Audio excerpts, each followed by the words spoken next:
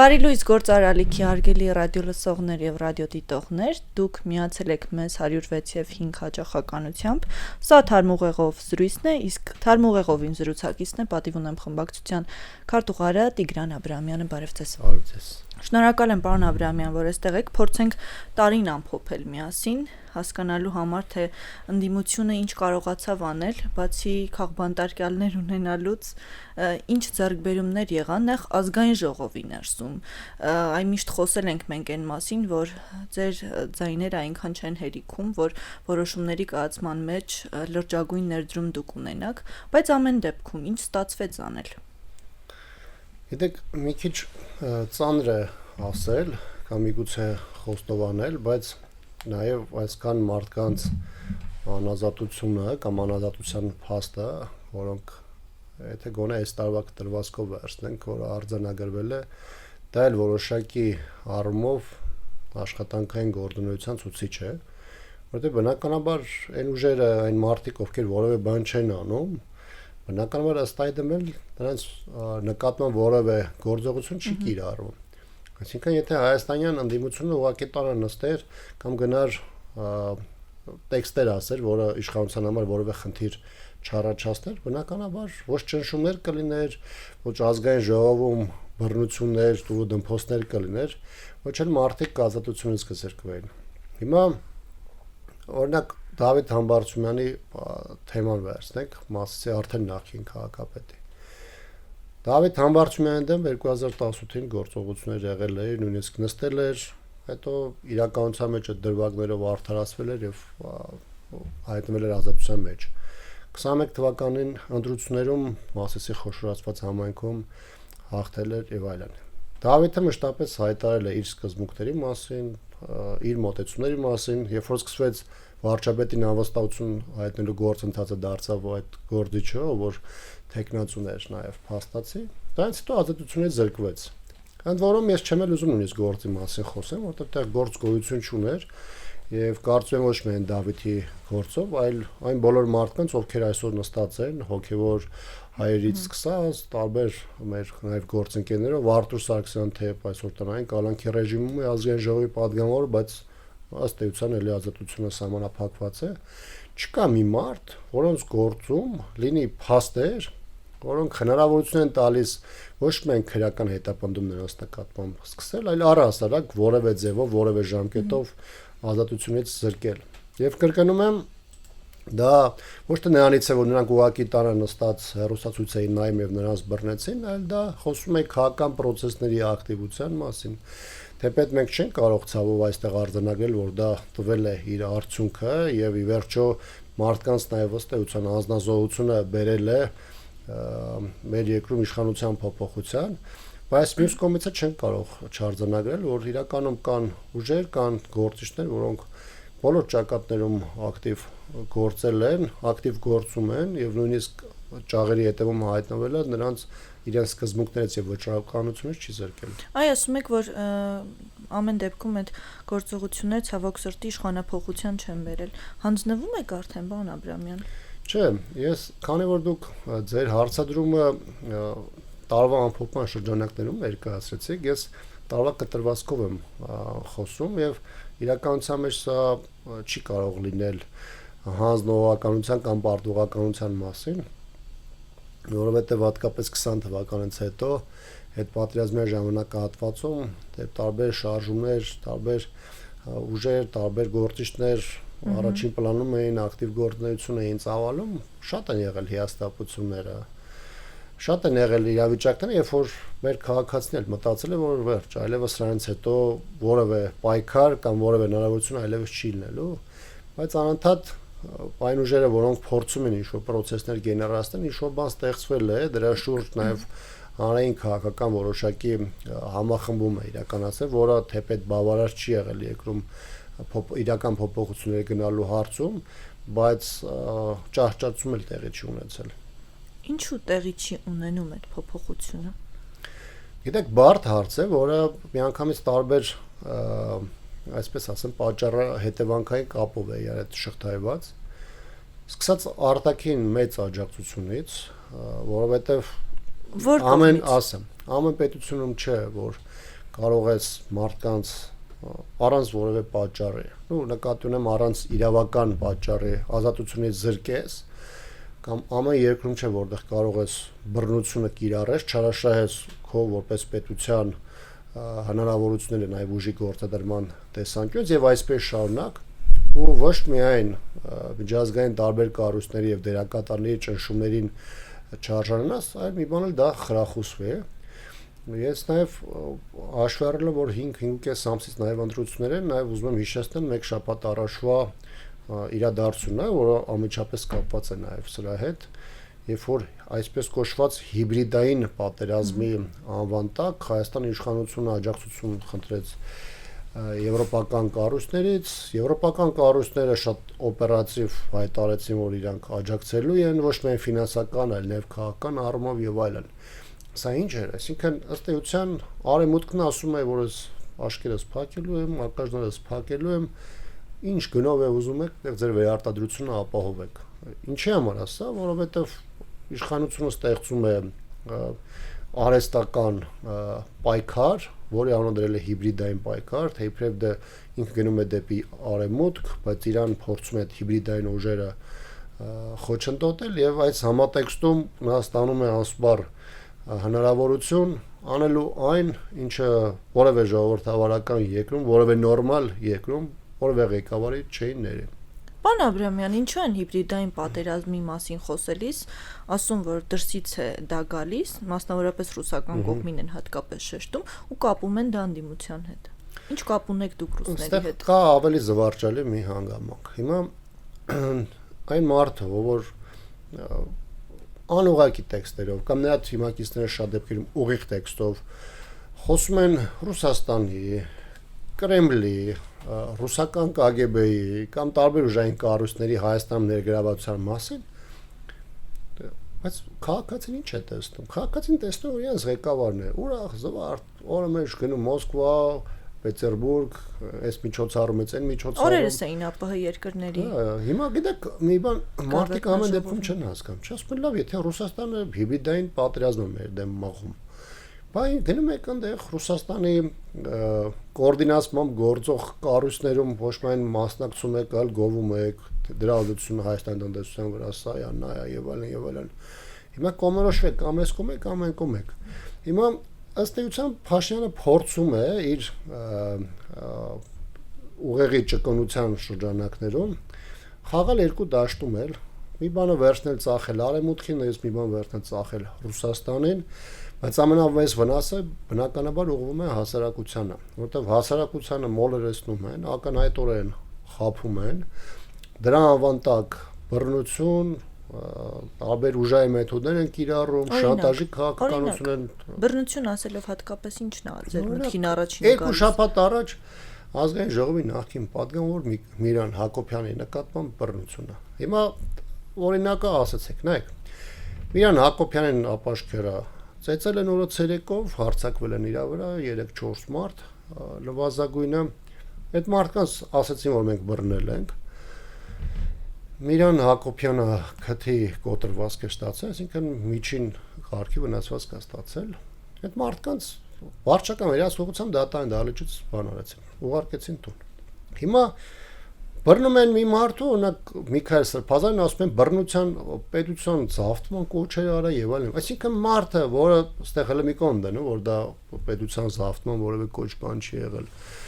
Սպառնալիքը փաստորեն ոչ մի անգամից կալանավորման է բերում, ել չեմ ասում դատապարտում են, մարդուն բան են տալիս, սրոկ են տալիս,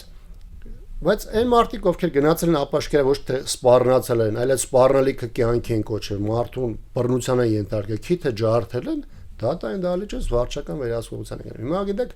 շատ ավելի բացահայտ բան իշխանության կողմից, մի կողմից այդ բռնությունը լեգիտիմացնելու, մյուս կողմից հանրության ուղեր ծղելով, որ մեր դեմ ցանկացած խոսք նման բանի արժանալու եւ իրենց համար գործում է բացառապես ընտրովի արդարացություն, բարձրապես այլ ձևով չի լինում։ Տարբերակը այդ է։ Երկրորդ, հիմա նայեք Սրբազանների յուրաքանչյուրի գործը որ վերցնենք, ամեն մեկի տակ այնքան ողբերգություն կա։ Ողբերգություն նրանով, թե իշխանությունը ոնց է չեղած բանը հորինում, հեքիաթ սարքում, իրան ենթակա սարկած տարբեր կառույցների միջոցով, որոնք դատական փուլերում անընդհատ իրար հետևից ջարդում են, հասկանում եք։ Ասենք Արշակ Սրբազանի վերջին բանն է, օքեյորական է եղել, ասում 18 թվականին ցանկացել է մեկի պայուսակում բան թմրանյութ գցի, հասկանում եք, ասենք սենց բան, սենց մոտեցումներ, ես չգիտեմ, ասենք 90-ականների սկզբին, երբ որ նոր էր երրորդ հանրապետություն ձևավորում, եղել է թե չի եղել, բայց կարծում նույնիսկ այդ ժամանակ տես բան չի եղել, էլի, երբ որ այդ համակարգը սովետական նոր անցում էր կատարում եւ այլն։ Այսինքն անհետ պատճառերով են մարդկանց բռնում, եւ որ շատ ակնհայտ է, էլի բոլոր կողմերի համար, որ դա սարկած գործեր է։ Այս ամենի ֆոնին ես հատկապես վերջին ժամանակներում նկատել եմ տարբեր մարդկանց հետ զրույցերից, որ վախ ունեն իրենց կլսեն, իրենց խոսքը կարող է այլ կերպ հասկանան։ Այդ դուք ոնց եք վերաբերվում այս պրակտիկային, առհասարակ այս մշակույթը ուր է տանում, եւ դուք որպես ընդդիմություն ամենա, այսպես ուղիղ թիրախի տակ եք։ Այդ մասով վախեր չունեք։ Գիտեք, մի հատ ներքին սկզբունք կա հանդիմադիր շրջանակներում, ասում են ցանկացած դեպքում մենք ինչ ունենք ասելու ամեն ինչ ասում ենք, այսինքն հրապարակային ենք ասում եւ առասարակ ակտիվ մարդկանց համար այդ ամեն ինչից խուսափելը շատ ավելի հեշտ է։ Ինչպես։ Ինչքան շատ ասեք, այդքան ավելի թիրախում կլինի։ Ամեն դեպքում հիմա ակտիվ մարդիկ եթերներով, սոցիալական ցանցերում, բոլոր տեղի իրենց կարծիք արտահայտում են, այսինքն իշխանության որևէ էշելոնում, ուժային կառույցներում չկա, չէ, որևէ մեկը, ով որ չգիտի, որ Տիգրան Աբրահամյանի կամ այսինչ մարդու դիրքորոշումը տեսակետ այս հարցերում այսպեսին է։ Հիմա կամիգոց է մտածում են մարդիկ, ովքեր հրապարակային ուրիշ բան են ասում, բայց իրականում պատերի տակ այլ բան են արտահայտում։ Իսկ իրականում այդ ձևի մարդիկ էլ են շատ։ Դա ցավոք այդ նույն վախի մթնոլորտի հետևանքն է։ Ընդ որում, երբ որ մենք մի քանի տարի առաջ ասում ենք, գիտեք, այս մեկը պետական ծառայող է, մեկը ստեղ աշխատում, մեկը այս հիմնարկում աշխատում, հիմա իշխանությունը ոչ միայն այդ մարդկանց համար է խնդիրներ առաջացնում, այլ այդ մարդկանց մերձավոր ազգականների համար առաջացնում։ Մարդիկ մասնավոր հիմնարկում աշխատում են, վախենում են, ասում են խնդիր կա, որտեղ կոնկրետ դեպք եղել էր Արցախի պետնախարարի մասով, երբ որ նա մասնավոր գործունեություն ուներ, բայց հուլիսին տեղի ունեցած ակցիաներից հետո այդ մարդուն վնաս հասցրեցին, որովհետև գնացին, սկսեցին ճնշել, որ ստեղ աշխատեք, sense կլինի, կլինի, մարդիկ չուզեցան ինչ-որ մեկին վատություն անեն, ուղղակի այդ մի գործից դուրս եկան, հասկանում եք։ Այսինքն արդեն անես դրսևորումներ է ստացել, սա ինչ-որ կլասիկ իրավիճակներ չի, որ կարաս այս մի կամ այն մյուս ռեժիմին համահունչ ինչ-որ բան ասես։ Դրա համար ստեղծված իրավիճակում կարծում բոլորը պետք է հստակ գիտակցեն, որ չկա այլընտրանք, պատերի տակ խոսալու մյուս տարբերակը, որը կարա միանա եւ process գեներացնեն, դա պարզապես սկզբունքները արտահայտելն ու պաշտպանելն է։ Սա քեզի ավելի պաշտպանված է դարձնում, քան ինչ-որ տարբեր սենյակներում, տարբեր գրասենյակներում եւ տարբեր մարդկանց ակաժներին ինչ-որ բան դժգոհություն արտահայտելը։ Այ ես ձեր խոսքից հասկացա, որ ամեն դեպքում իշխանությունը աջակցություն ունի արևմուտքի կողմից, ճիշտ հասկացա ես։ Հա, իրականում դա այդպես է։ Իսկ մնացած դեպքերում, երբ օրինակ թրիփի մասին է խոսվում, մենք ասում ենք, որ դա ձևական բնույթ է կրում։ Չեն կարող ասել, որ այս հարցում էլ աջակցություն ունեն, այսինքն հոգուտ մեզ հարցերը կլուծվեն։ Տեսեք, չգիտեմ դուք ձևական բնույթ ասածը ինչ նկատի ունեք, բայց մեծ առումով սա միայն Հայաստանի վերաբերյալ այսինքն դիտորդի կարգավիճակում չեն լինի։ Եթե ավելի կոնկրետ ասենք, ստեղ ինչ է կատարվում, ինչի է այդ process-ը այդ նաև ուղղությամբ ընթանում։ Այսօր դա այսօր չի սկսել, դա տարիներ շարունակ արտահայտվել է։ Արևմուտքը փորձում է Ռուսաստան շրջանցող այլընտրանքներ ստեղծել, դա վերաբերում է խողովակաշարերին, սկսած վերջացրած ծովային ուղիներին, դա վերաբերում է ցամաքային ճանապարհներին եւ այլն։ Հիմա դեռ չասեմ դա ինչ ազդեցություն ունեցավ նաև Արցախի հանձնման գործընթացում, բայց հիմա այլընտրանքներից մեկ են փորձում ստեղծել, մի հատ կա, որը Միջին Միչանսկի կոչվում, բայց այս կոնֆլիկտը չկարգավորման պայմաններում Վրաստանում էր նախատեսված։ Հիմա փորձում են նաև բերենստեղ ընդգրկում դարձնել, մի ուղղություններից մեկը դարձնել նաև այդ մեղրիով, այդ տրիփով գնացող այդ տրիփ կոչված նախագիծը եւ այլն։ Այսինքն սա ոչ թե արվում է, որ Հայաստանն է ուզում կամ այս մեկն է ուզում կամ այն մեկն է ուզում, յուրաքանչյուր իր շահ ունի։ Ադրբեջանի խնդիրը Նախիջևանի հետ կայուն կապ ստեղծելն է։ Թուրքիայի խնդիրը թուրանական իր պրոյեկտը շատ ավելի շոշափելի դարձնելն է։ Արևմուտքի համար դա Ռուսաստանը շրջանցող հերթական մի հատ պրոյեկտը դարձնելն է։ Հիմա ճանապարհով արտահայտվում, վաղը վառելիքով արտահայտվել է Ադրբեջանից բերվող վառելիքի թեման ինչ են փորձարկում։ Այդ ու հենց որ Հայաստանում բենզինը էժանալի կամ թանկալի կամ հանրային ռեզոնանս առաջացնի։ Հայաստանը գիտեն, որ հիմնական էներգակիրները բերում են Ռուսաստանից։ Հիմա խաղարկում են, բան են ստեղծում, որ բալանսավոր են, այսինքն ռուսական ազդեցության դեմ է այս ամբողջ կռիվը։ Ես չեմ ուզում ասեմ հիմա մենք գնանք սրա մեջ ընկնենք կամ նրա մեջ մտնենք, բայց մենք պետք է կարողանանք իրավիճակները հասկանալ։ Չի ոնց է կարծում, մի կողմ դնելով բոլոր հարցերը։ Արդյոք մենք այս պահին իսկապես բալանսավորման կարիք ունենք այդ իմաստով։ Եթե մենք խոսում ենք սուտանդեսական առումով կամ ռազմավարական տեսանկյունից բալանսավորում, մենք ունենք դրա խնդիրը, ու դա չի վերաբերում մենակ էներգակիրներին։ Բայց խնդիրը այլ բան է, թե դու դա ինչի հաշվին ես ապահովում։ Այս դեպքում Ադրբեջանի։ Այսինքն ես չեմ ուզում ինչ-որ սովորական ծամոն դառած ինչ-որ բան ասեմ, վայ, բան ադրբեջանցիները եւ այլն, բայց առաջին գործոնը, եթե շատ չոր էմոցիաներից դուրս անենք, սա ակնհայտ է, չէ՞, որ սա քաղաքական խնդիր է, ակնհայտ է, չէ՞, որ Ադրբեջանը, որը շարունակում է երկրում հայերի դեմ թշնամություն, ատելություն սերմանել, ակնհայտորեն պատրաստ չի Հայաստանի հետ աշխատելու եւ այդ բանը ցորենով կարտահայտվի, վառելիքով կարտահայտվի, թե այլ բանով կարտահայտվի, դրանք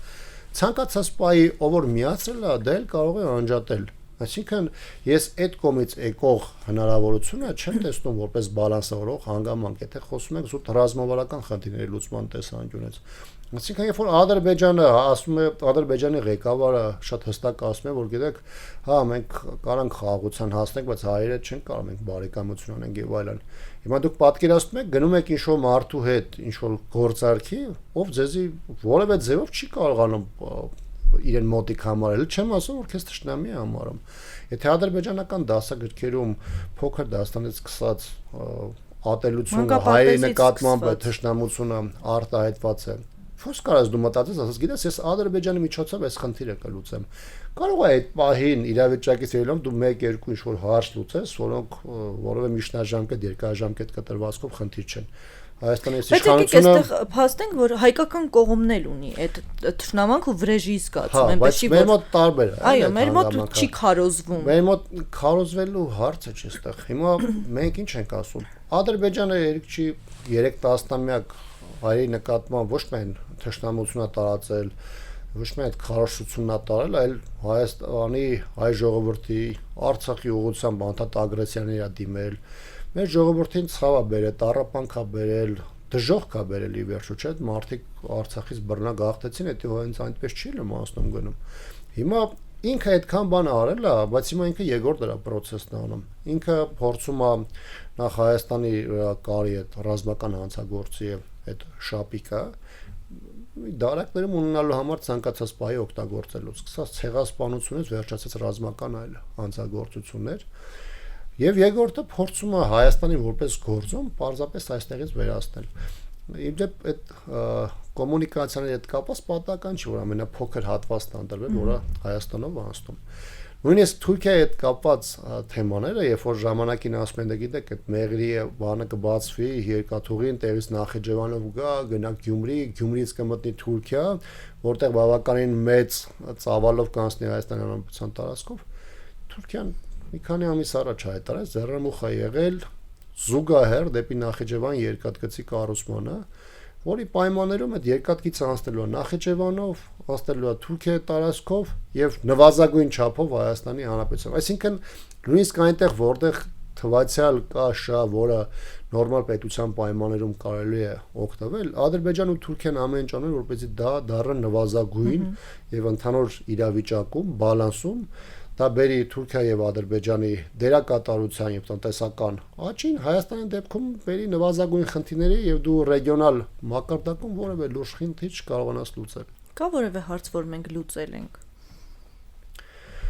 Գիտեք, եթե մենք խոսենք Հայաստանի Հանրապետության շահերի մասին, թե ինչն է լուծված, ես չեմ կարծում, թե կա որևէ Դե իշխանությունը պնդում է, որ կրակոցներ գոնե չկան վերջին տարիներին։ Լսեք, 2018-ից Աշնանը, երբ որ Դուշանբեի պայմանավորվածություններ էր, այն վերելակային հանդիպումը, Եվ Նիկոլ Փաշինյանը այլև ասաց մենք Ադրբեջանի ղեկավարի հետ պայմանավորվել ենք կրակոցները այլևս չնելու, բոլորը ծափ ինչ է տալիս։ Այդ 1 տարվա ընթացքում նվազագույն կորուստներ ա եղել, շատ քիչ թիվ ա եղել կորուստները։ Եկել է հասել է տարին վրացել է դրանից մոտավորապես 2 տարի հետո լայնամասշտաբ ռազմական գործողություն ա սկսել Արցախի դեմ։ Չեմ ասում դրանից հետո Հայաստանի դեմ ագրեսիաները եւ այլն եւ այլն։ Այսինքն ամենապրիմիտիվ դատողությունն է, որը փորձում է հասարակությանը ներկայացնել, որ գիտեք, նայեք, այլևս կրակոցներ չկան, այլևս մահվան դեպքեր չեն գրանցում եւ այլն։ Հիմա խնդիրն է, թե դու խաղաղությունը, որ ասում ես այդ թվացial, դու ինչ ես բերել քո հասարակությանը, վաղը քո հասարակությունը այդ խաղաղությունը պայմանական մի տարի ավայելելու, 2 տարի ավայելելու, 3 տարի ավայելելու, հետո 5 տարի հետո մի հատ Հայաստան ներքաշվելա շատ ավելի մեծ լայնամասշտաբ ռազմական գործողությունների մեջ, թե ինչ։ Այսինքն այն իշխանությունը, այն ինչ որ մեզի խոստացել է այս 8 տարվա ընթացքում, լրիվ հակառակն է արել, կամ այդ իրադարձությունները, որոնք միգուցե արտաքուստ թվում էին բոլորի համար ընդունելի կամ սպասելի, լրիվ հակառակ ազդեցություն է ունեցել։ Իսկ այն հիմքերը, որոնք ստեղծում է իշխանությունը Թուրքիայի հետ հարաբերություններում, Ադրբեջանի հետ հարաբերություններում,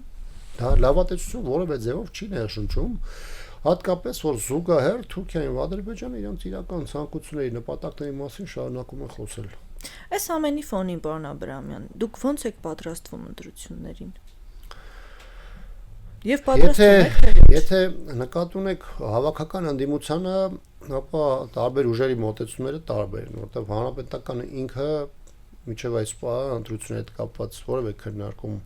կուսակցական էշելոններում չի ունեցել, ըստ այդմ էլ նաև որոշում այս մասով չունի։ Տեսեք, պարոն Շարմազանովը այստեղ էր, ես նույն հարցը իրեն էլ տվեցի, հիմա ձեզ էլ հարցնեմ։ Այ եթե ընդդիմության կարծիքը իշխանությանը հեռացնելու հարցում միասնական է եւ նույնն է, ինչու մյուս հարցերը չեն դրվում այն կողմ եւ այդ հարցի շուրջ համախմբում ինչու տեղի չի ունենում։ Եթե սա առաջնային է, օրակարգային է ու ամեն անգամ ընդդիմության ներկայացուցիչները այս տաղավարում պնդում են, որ մեր ամեն նոր հաջորդ քայլը այս իշխանության հետ նոր մարտահրավերների հանգեցնում։ Գիտեք, կարող է արտաքուստ տպավորություն ստեղծել, որ բոլորը ասում են, գիտեք, գնանք համախմբան, գնանք այս մոտեցումներին, որտեղ նպատակը նույնն է իշխանության հեռացում, բայց մեկ բան է թե ինչ են ասում տարբեր ուժեր, մեկ այլ բան է թե ինչ են անում։ Դա ընդ որում դասական առումով չի վերաբերում միայն անդիմադիր ուժերին, առասարակ քաղաքական ուժերին է վերաբերում։ Հիմա օրինակ քաղաքական ուժերից մեկը կամ նրա ղեկավարը մոտեցումներ է ներկայացնում, ասում է արեք այս թեմաներով համախմբենք, որտեղ եթե իրար կպնենք այս գործին, այս խնդիրը կարանք լուծենք, էլ ավելի արդյունավետ կարանք գործենք։ Ասում ենք, հա, բայց ասում ենք տղեկ ջան, այս ամեն ինչի հիմքում այն է, որ այն ուժերը, ովքեր գալիս են մտնում են սրա տակ, Ունենք պետքա պայմանավորել, որ իրար տարբեր պրոքսիներով կամ ուղիղ ոչ մի ձևի չեն խփում։ Ասում են, սա բոլորը նաև հրապարակային ասում են, հա, այդպես է, բայց այդպես է, այդպես չի։ Հանրապետականն ինքը 18 թվականից հետո արեք չմոռանանք, որ 18, 19, 20 թվականների միջև պատերազմը երկրում միակ ընդդիմադիր ուժը թերևս հանրապետական էր։ Կարող է կային ինչ-որ ուժեր, չեմ ասում առանձին մարդկանց մասին, որոնք 18-ից էլ իրենց սկզբունքն ու կեցվածքը ունեցել են եւ այլն։ Ես խոսում եմ որոշակի բանի մեջ, չափերի, ծավալների մեջ եմ ասում։ Հանրապետականը 18-ից հետո, երբ որ ընդդիմադրի կարգավիճակ անցել, բոլոր process-ներում, սկսած պատերազմին հաջորդա ժամանակահատվածում ՀՓՇ-ի դիմացության շարժման ժամանակ, 2024 թվականի սրբազան շարժման ժամանակ մենք երբևէ չենք գնացել որտեղ որևէ process-ում հաշվարկելու կամ քննարկելու թե հաջողության դեպքում ինչ է հասնելու հանրապետականին, դափնիներ, պաշտոններ, մնացածներ եւ այլն։ Հանրապետականը մշտապես ասել է, մենք ունենք կոնկրետ սկզբունքներ, մեր համար թիրախ իշխանությունն է, մենք աշխատում ենք իշխանության ուղղությամբ։ Բոլոր այն ուժերը, որոնք թեման նայում են ոչ այնքան հիմնական ազգային խնդիրների լուծման, այլ նայում են միջկուսակցական, նայում են ընտրական process-ների համատեքստում, իրենք այս պայքարում հանրապետականին, մյուսին, երրորդին նայում են որպես հնարավոր մրցակից ուժ եւ նաեւ ձեռքի հետ էլ այսպես կոչված շատ ժամանակ շատ ավելի թիրախավորված աշխատում են հանրապետականի դեմ։ Բայց ես էլ եմ ասում, ոչ ստասի որ sense դեստրուկտիվ է գնում այս թեմայով մեր խոսակցությունը, մենք ասում ենք որ հիմա էլ ուշ չի։ Արեք պայմանավորվենք այդ խաղի 5 ամիս կա։ Հա, արեք պայմանավորվենք այդ խաղի կանոնները, բայց վաղը չկա կասեք, էսի մեր հետ կապ չունի, այնի որ գերումա դե մենք չենք ուզում, բայց արեց։ Այս բանը որ արեցի, ես sense չէի ուզում ասել, բայց sense ստացվեց։ Արեք հստակ խոսենք, հասկանանք։ Հանրապետականը պատրաստ է, ես շատ վստահ ասում եմ հանրապետականային ուժն է, որը 1000 բանի մեջով անցել է, 1000 մի սխալներ արել, 1000 մի ձևով թիրախավորվել է, ու ծանր է հանրապետականի քարը, բայց հանրապետական այսօր առավել քան երբևէ այն ուժն է, որը պատրաստ է մի կողմ դնի ամեն ինչ, մենք թե երկրում քաղաքական փոփոխությունը տեղի ունենա։ Ամփոփելով զրույցը կարող ենք ասել, որ տարին փակում ենք եկեղեցու հաղթանակով։ Չեմ ուզում ես կանխատեսումներ ձևով անեմ, ոչ թե նրա համար, որ մտածում եմ, որ իշխող ռեժիմը ինքը հաջողության է դեռ հասնելու, բայց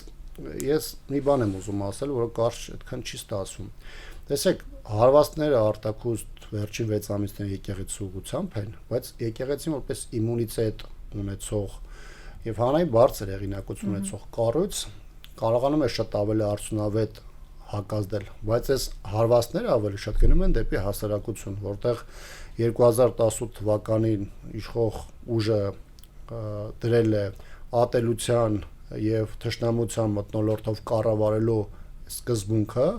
դա օգտագործել է այս 7.5 տարի ընթացքում եւ հիմա էլ հայ առաքելական եկեղեցու դեմ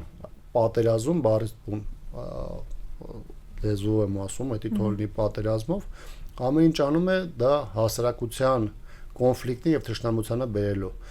Ստեղծում են իրավիճակ, որտեղ հասարակական տարբեր խմբեր բախվելու են, ատելու են, թշնամությամբ են տարածվելու, փորձելու են իրար սպանեն, իրար ծեծեն եւ այլն եւ այլն։ Մի բան է, որը ցանկացած նորմալ պետություն առաջինը պետք է աներ կանխելու համար, բայց այս իշխանության համար դա դարձել է զենք, գործիք, օգտագործում է հասարակության դեմ, ներհասարակական մթնոլորտն ու համերաշխությունը փշրելու եւ դրա հիման վրա, այդ ամայության հիման վրա իր իշխանության երկարաձգումը ապավելու համար։ Դա համար այս տեսանկյունից այն դիմադրությունը, որը այսօր կա մեր հասարակության եւ մեր հասարակության մի մեծ հատվածի կողմից, մենք պետք է օգտագործենք թույլ չտալու համար, որպեսզի հասարակության ներսում այդ բաժանար գծերը ավելանան, թշնամական խոսույթի չափանակը մեծանա, որովհետև դա բան է, որի վերականգնումը շատ ավելի մեծ տարիներ է պահանջելու։ Ազգային ժողովում պիտի այդպես չլինի, որ օրինակ չդառնա։ Համաձայն։ Շնորհակալ եմ ձեզ զրույցի համար։ Մեզ լսողներին եւ դիտողներին հիշեցնեմ, որ առաջին խոսափողի մոտ Տիգրան Աբրահամյանն էր, պատիվ ունեմ խմբակցության քարտուղարը, իսկ երկրորդ խոսափողի մոտ ձեզ համար աշխատեց Մոնիկա Մամյանը, կհանդիպենք, լավ եղեք։